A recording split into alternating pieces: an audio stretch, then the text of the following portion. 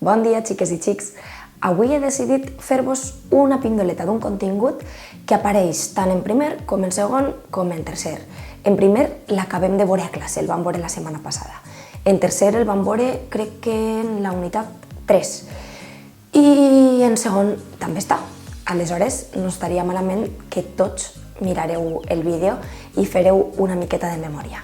Anem a parlar del determinant article i la seva apostrofació. El i la, que es transformen en el apòstrof. Dins vídeo.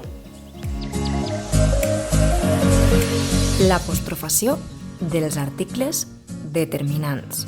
Pareu atenció. Com tots sabeu, els articles determinants són el i la. I ambdós es transformen en l'apòstrof. Però quan apostrofem? Per norma general ho fem davant de les vocals A, E, I, O i U. Així tenim uns exemples. L'aigua, l'eina,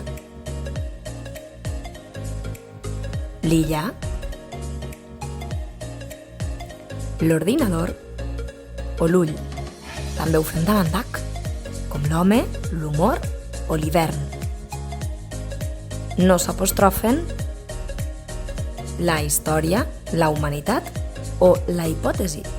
Quan no apostrofem?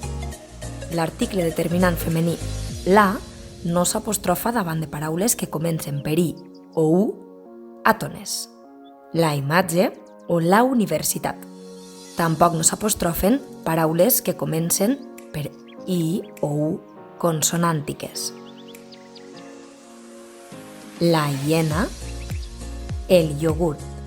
I atenció, tenim excepcions. Tampoc no s'apostrofen el nom de les lletres, la F, la E, la U, ni es posa apòstrof davant les paraules la ira, la host i la una. I per últim, davant els manlleus començats per H aspirada, com per exemple el hawaià. Sí que s'apostrofen els manlleus que comencen per H muda, com és el cas de l'hoquei o l'handbol. Practiquem? L'arquitecte o l'arquitecte?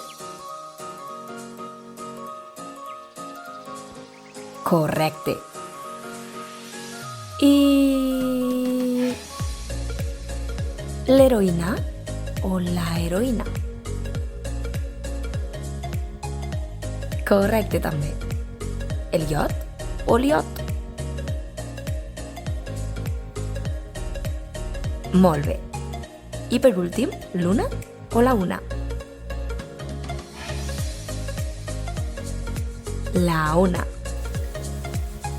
Ja hem acabat, heu vist que és senzill?